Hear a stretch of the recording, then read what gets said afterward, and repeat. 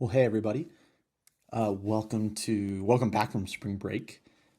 Sorry that I wasn't able to be with y'all today. Just to be frank, when Purdue made the Final Four, I basically just dropped everything I had and flew out to Phoenix. And so I'm recording this from my hotel room in Phoenix just because we are pressed up against deadlines as we get into May and things like that. And I wanted to make sure we stayed on pace with things, but also that you guys were getting this information from me in the best way possible. And so we're going to be finishing up 5.2. I know that there's some of you that have been through parts of this already. We're going to kind of just start from the beginning, and then also 5.3, which is just really, really short. It's kind of putting a bow on 5.1 and 5.2 before we get into 5.4 monopsonies on Thursday. But a couple other quick reminders, just kind of on our schedule. First of all, don't forget next Wednesday is going to be our test. So we're going to finish up content this week, review next Monday, and then Wednesday will be our test.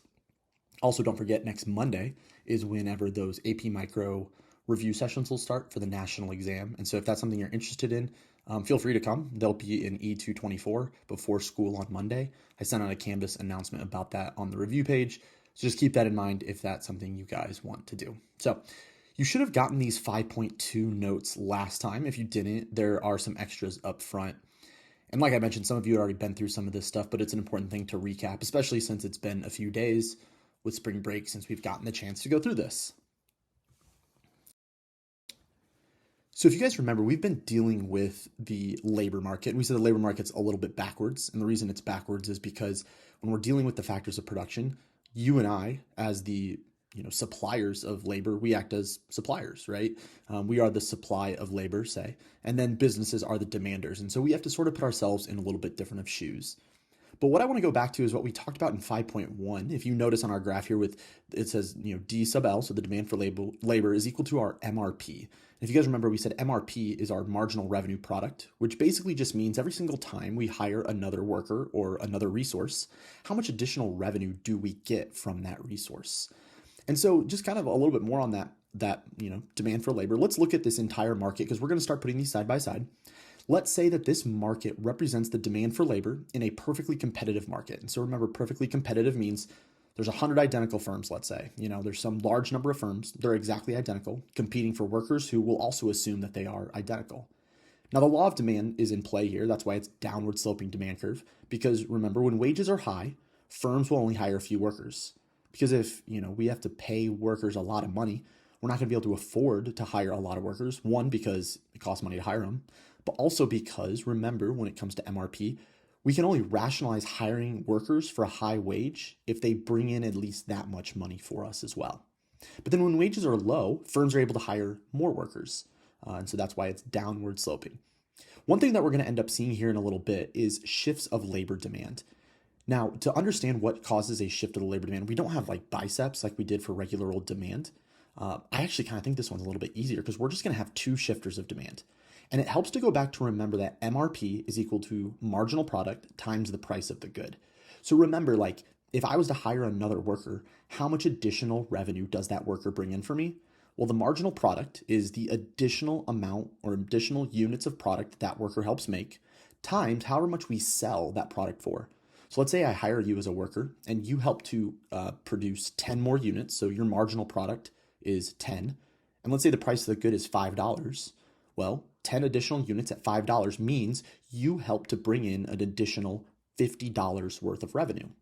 So what would cause a shift of the labor demand or the MRP? Well, just anything that changes MRP. So it might be the price of the good being sold. So if the price of the good increases, the MRP is going to increase. Why? It's not necessarily because you're being more productive as a worker, but every product that you're making is now worth more. So it's bringing in more revenue.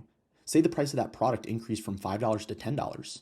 Well, now when you make 10 of the product, instead of that bringing in an additional $50 of revenue, it now brings in an additional $100 of revenue. And so there we go. You are helping to bring in more revenue. Now, if the price of the good decreases though, MRP is going to decrease. Think of it went the other direction, right? If each product is worth less, you as a worker are bringing in less revenue. And so again, that's just looking up at that MRP equation up above. And it's like, yeah, well, that makes sense. If the price of the good changes, it's going to change what's on the left side of that equation. The other one here would be the productivity of our workers, because that's the marginal product side. So if productivity, which is our marginal product, increases, MRP is going to increase. Let's say the price of the good is still $5, but now instead of making 10 of them on your shift, you can make, 15 of them on your shift. Well, as a result of that, you being more productive means you're, instead of bringing in $50 of revenue, now you're bringing in 15 times 5, which is $75 worth of revenue. And so therefore we see that you can produce more product and therefore help bring in more revenue. But the same thing is true the other direction. Less productivity means MRP decreases because each worker can produce less product than before, therefore is bringing in less revenue. And so that's just what's going to cause those right and leftward shifts of our demand curve, or our MRP. Remember, that's demand for labor. Now, when it comes to the market supply, so supply, remember, is the number of workers willing and able to work in the labor market. And again, the law of supply is still in play here, because whenever wages are high, workers are more willing and able to work, right? Like if wages are really high, tons of people are out there saying, hey, yeah, like I want to be hired, I want to go to work. And so there's a lot of people willing and able to work. But when wages are low, fewer people are willing and able to work. Now, there's obviously tons and tons of things that we could talk about for the law of supply, or like what would cause the shifts of the supply, I guess I should say. But we're going to talk about a few key ones that we need to be aware of inside the scope of AP Micro. So one of them would be the wages in other markets. So let's say that this is the market for producing, let's say we're producing bicycles, right? Well, if wages in other markets decrease, the supply of labor here is going to increase. So let's say that, this is the market for producers making bicycles, but let's say some of those people might have the same skills if they produce, like, say, motorcycles, right? So like they're, working, producing, making these, making motorcycles, but the wages for motorcycle producers go down. Well, those people making motorcycles might say, well, what am I doing spending my time here? I would rather go work and make bicycles because I can earn more money there. And so there's more workers willing and able to work. Now, if the wages in other markets increase, it might be that, people are leaving the bicycle market. Like they're like, hey, I'm over here making bikes, but, I can actually go make more money producing something else. And so again, that's just the number of workers being willing and able to produce there. And so supply would either increase or decrease.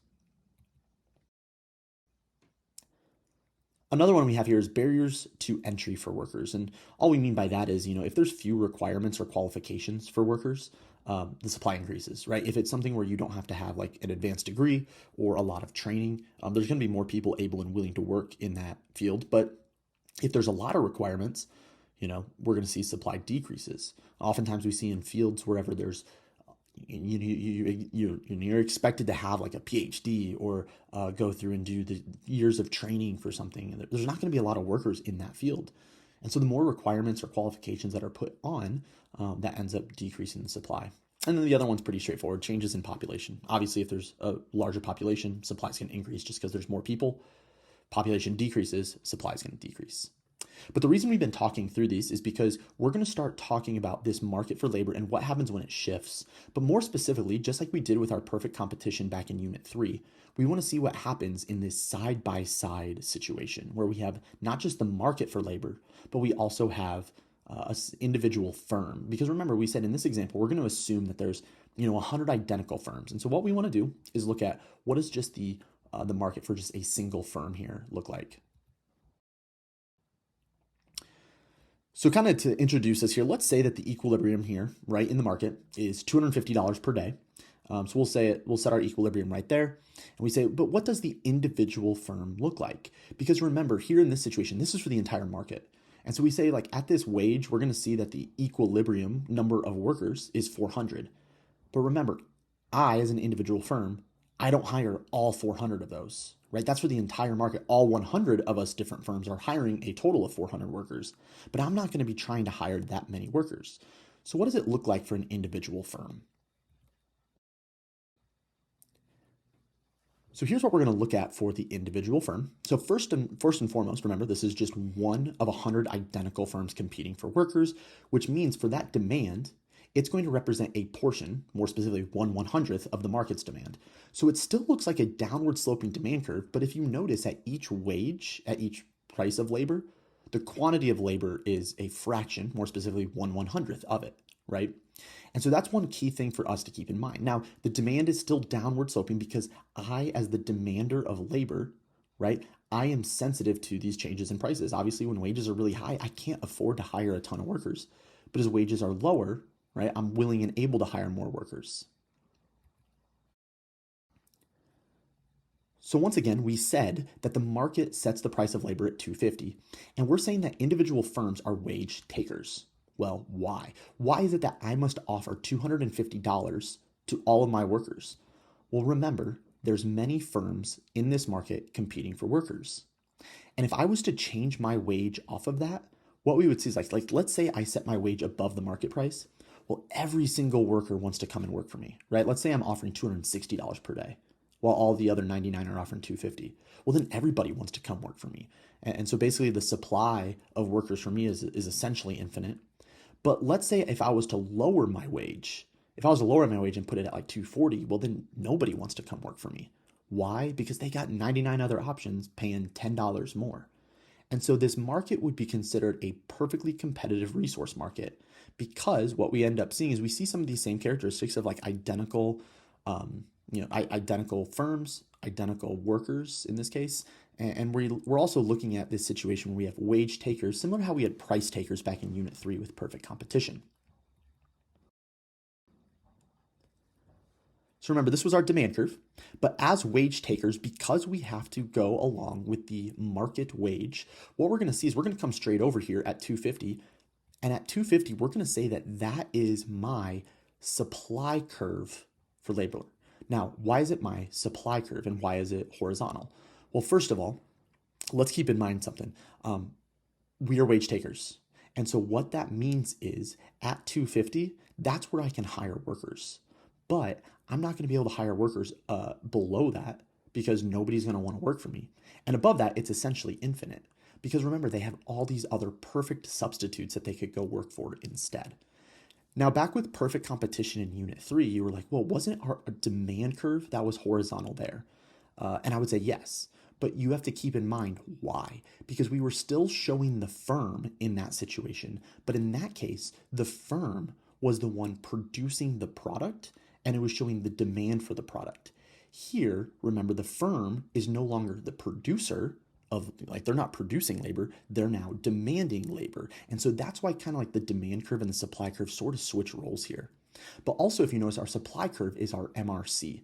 And we talked about this MRC as being the marginal resource cost.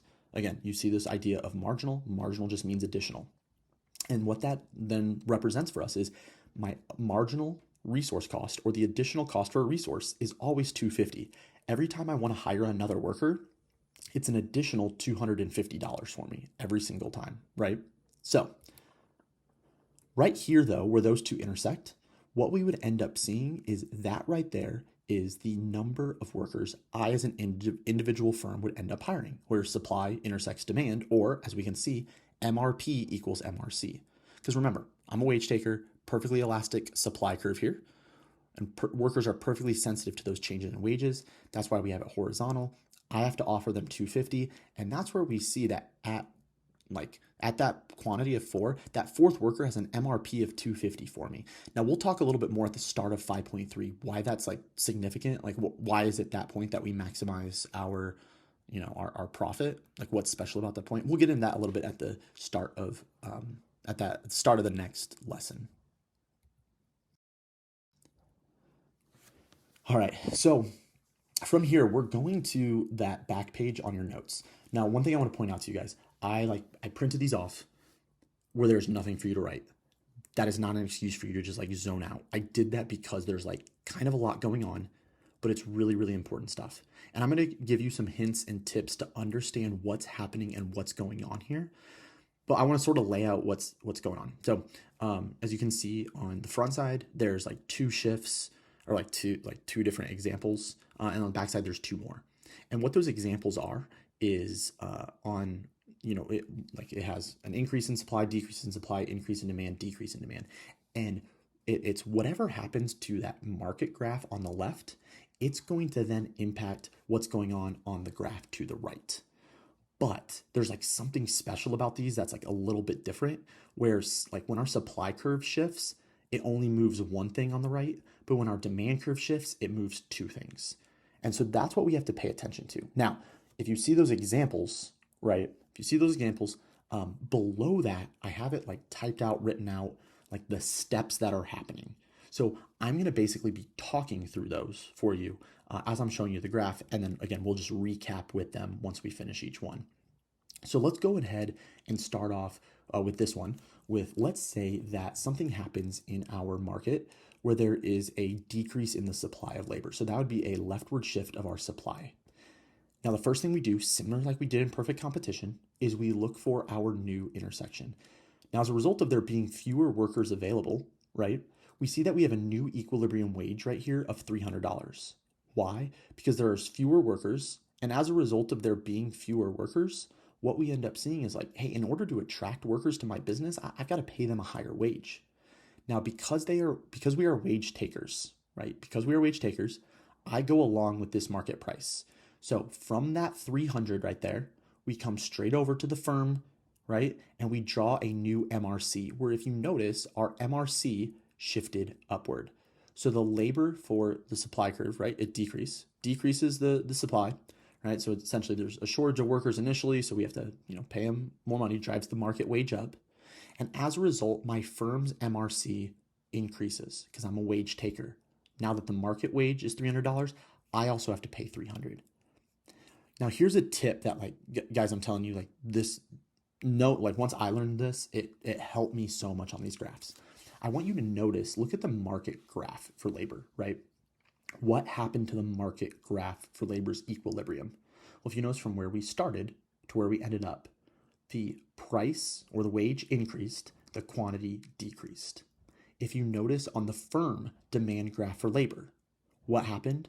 The wage increased, the quantity decreased. Those need to match. I'm just like telling you, like, the directional change will match, and that's a good way to check yourself, but it's going to get a little bit weird once we start into these shifts of demand. And so that's why I wanted to make sure you guys saw that right there. Okay.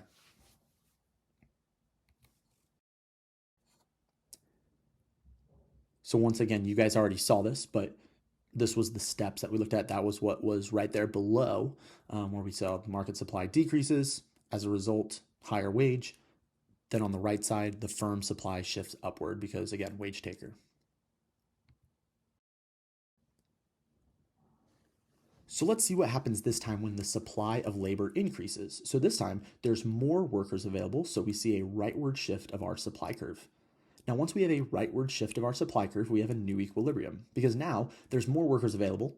And because there's more workers available, there's kind of like at that previous equilibrium price, there's a surplus of workers. And so workers start competing against one another in order to get jobs. Workers will start accepting lower wages as a result, and we see a lower equilibrium wage. Now, instead of 250, it's now 200. But once again, because we are wage takers, what we end up seeing is we go straight over from that new equilibrium wage of 200. We come over to our market graph, from our market graph to our firm graph, and we draw our new MRC. Because now that is shifted down because my MRC, or my marginal resource cost, has dropped from 250 to 200. Now, instead of paying each worker $250, I only got to pay each worker $200. So it shifts down. So once again, if you guys notice on our graph on the left, the market graph for labor, what happened from our original equilibrium to our new one? Well, the market wage went down and the market quantity increased. For my firm wage went down, my firm quantity increased, right? Because now at a lower wage, I can afford to hire more workers. The reason I'm like stressing this so much is demand. There's actually going to be two movements that are happening, and it's a little weird. It's a little funky, and so I just want you to be super, super like aware of it.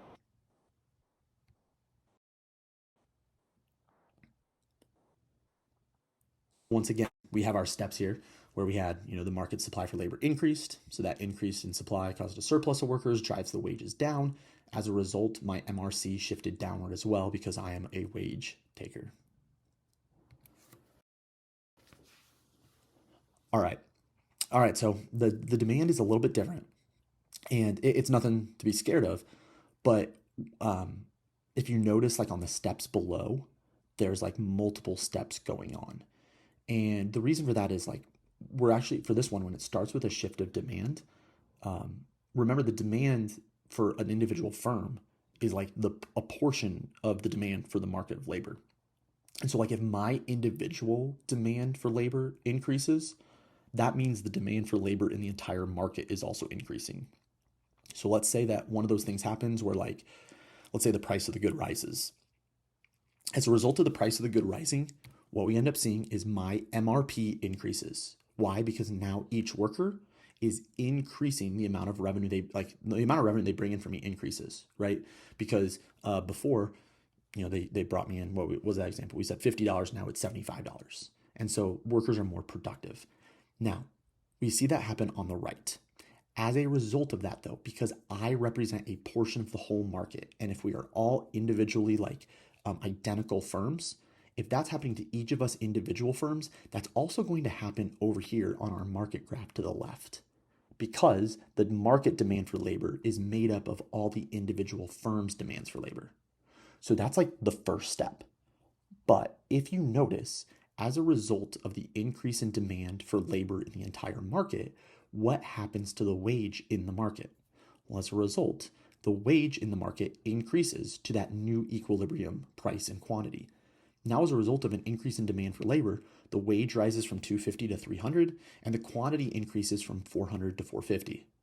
So then our final step here is, since we are wage takers, we come over from that $300, our new equilibrium wage, we come over to our firm graph and draw our new MRC. And then we can identify the new point where our new demand curve intersects with our new supply curve. So when the demand shifts, if you notice there was two shifts going on right. I had to kind of go through those steps. But once again, if you need to check yourself, hey, did I do the right one? I'm telling you, write this down, something like that. Notice in the market graph for labor, right? The price wage increased, quantity increased. Now notice what happened to the equilibriums on the right, the firm. Wage increased, quantity increased. That's why the new equilibrium is up and to the right. And so, that's a really good way to check yourself, just to make sure you did it correctly whenever you have these shifts. But also, I'll just highly encourage you, go through those steps, go through step by step for whatever a question is asking you.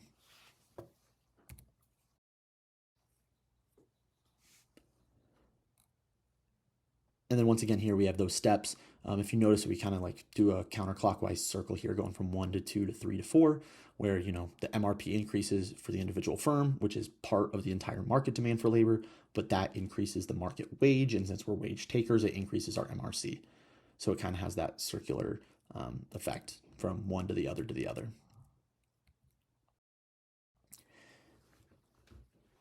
And then finally here we have what happens if there's a decrease in the MRP. So let's say the price of that product we're producing decreases. Well, what we would end up seeing is my individual firm demand for labor would decrease. But since I, as an individual firm, am part of the entire market's demand as well, I'm 1/100th of it, but if we're all identical firms, all now demanding less labor, what we would end up seeing is that would cause a decrease in the demand in the entire market. Now, as a result of a decrease in demand in the entire market, we have a new equilibrium wage there at 200, right? At $200 at a quantity of 300. But because we are wage takers, that $200 market equilibrium now represents the wage that I have to, I'm as a wage taker, that I'm going to hire my workers for. So now instead of $250, I hire them at 200. So if you notice on our graph to the right, we have a new demand curve, a new supply curve, and we look for where those intersect with one another.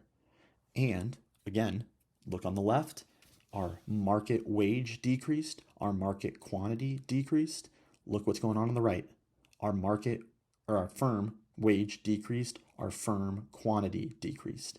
Make sure your equilibriums are moving in the same direction as one another. It will make your life so much easier in checking to make sure you did this correctly.